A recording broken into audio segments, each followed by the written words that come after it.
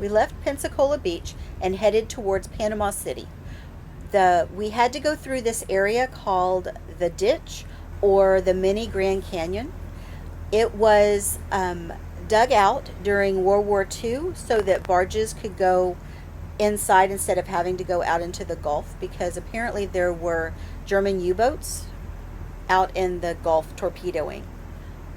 It was very nice scenery. We really enjoyed it, but the whole time I was worried about the crossing the Gulf that we were going to do in a couple of days.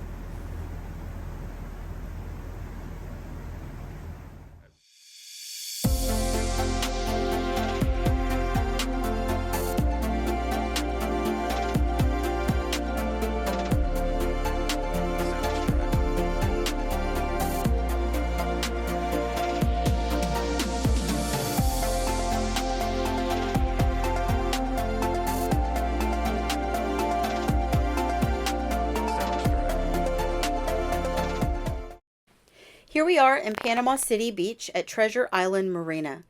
We met some other loopers here, so that was fun. We went to dinner with another couple, and we were able to get some advice on some things, so that was really great.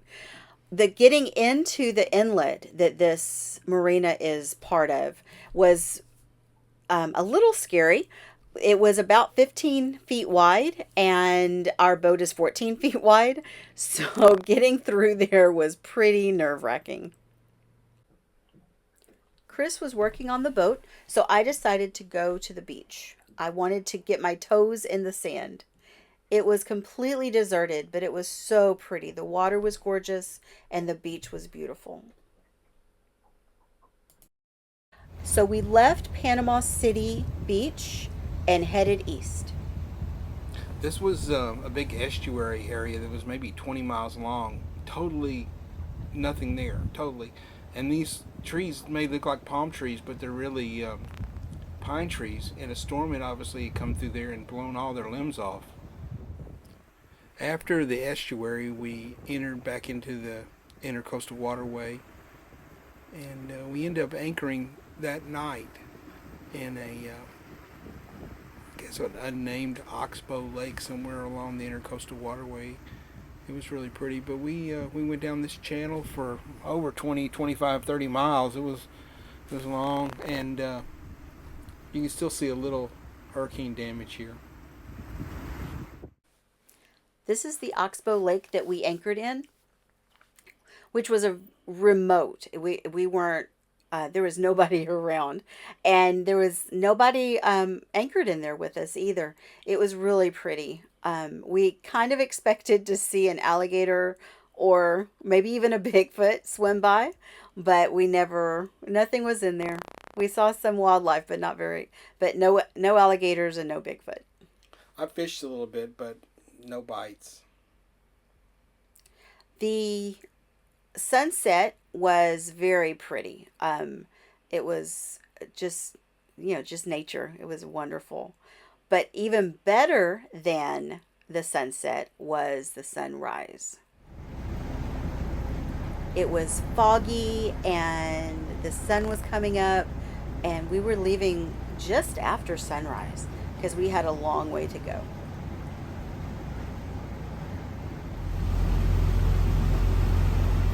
Here's the channel as it continued past the Oxbow Lake, and it finally opened up into a big sort of lake, I guess.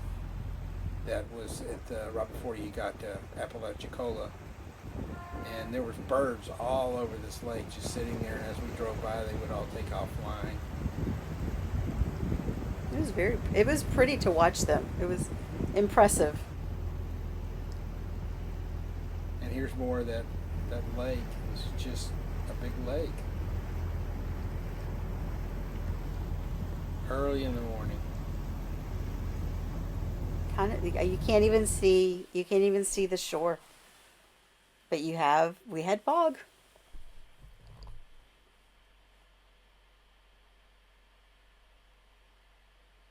And then we passed through Apalachicola, but we didn't stop. And then we went to Carabel and got some gas.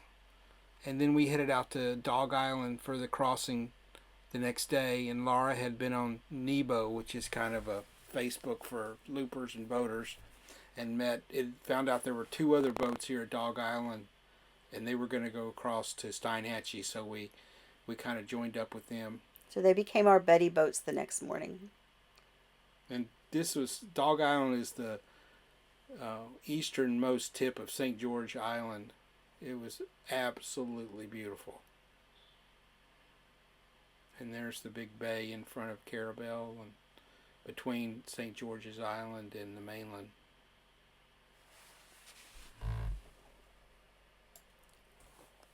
And here's some more pictures of Dog Island.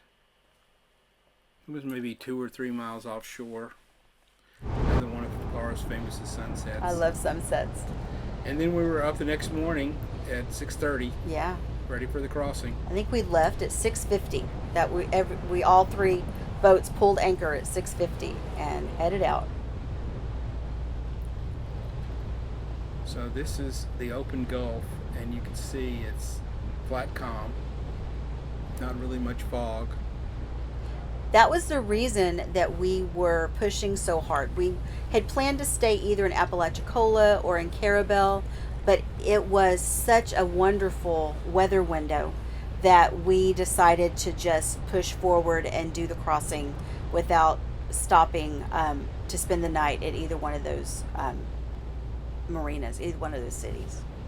Laura had been following other people in the 2 days before their crossings, and they were talking about how flat calm it was and how it was supposed to be calm through the whole week. So we said, well, just, usually people stop and prepare. We just got gas and went.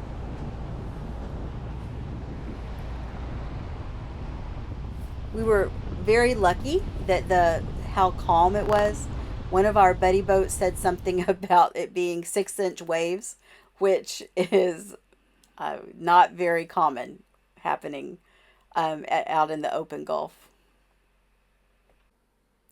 Our buddy boats were Surface Interval and Moon Shadow 2. Moon Shadow 2 was the one that was leading the pack, I guess, and Surface Interval was behind us. So we were stretched out over a mile. There was Moon Shadow was ahead of us by half a mile. You can just barely see him up there on the left top corner, and then Surface Interval was behind us a half a mile, and we were kind of staggered. We weren't directly in line. When it got foggy, which it did get pretty foggy several times, we had the radar on so we could maintain our proper distance between each other and not run into each other in the fog. But it was a calm day. There was really no wind. We were just going along 8 to 10 miles an hour and heading towards Steinhatchee.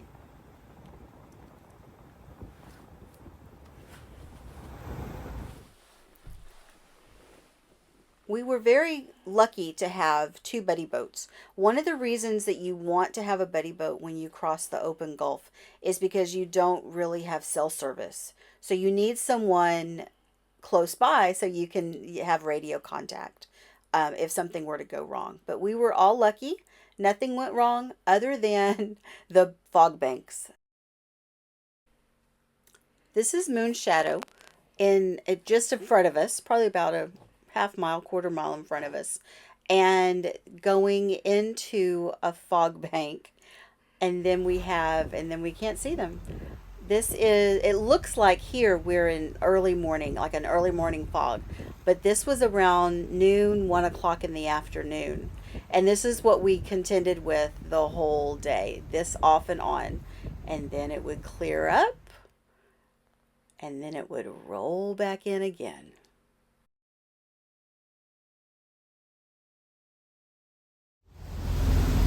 This was a 74-mile journey, we're still in. It was flat, calm seas when we left. It was beautiful. And then we hit fog, and we had lots of fog. We were in and out of probably 5 different fog banks. We could see our buddy boats on radar, but we could not see them by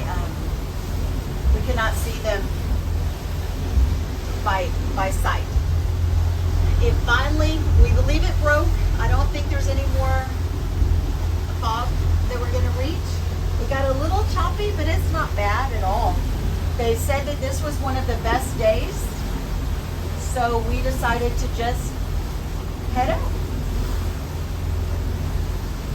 I was a little nervous about the crossing. Not terribly when we decided to go to Steinhatchee because it's not nearly as far as Tarpon Springs. And it has been, other than the fog, it's been an absolute... Moon shadows approaching another line of crab boxes. We are getting close to shore. I believe we're about 30 miles out, and we're starting to see crab pots. So we're having to dodge those. It's been a good day. I was relieved to go to Steinhatchee because our alternative would have been to go to Tarpon Springs or Clearwater.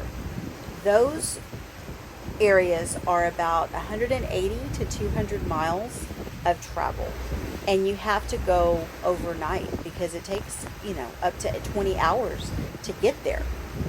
But I like this way because we were able to do it all in one day, and we were able to see the beauty of the ocean while we were doing it. We made it to Steinhatchee Marina. It was a brand new marina. It had been open about a month by the time we got there.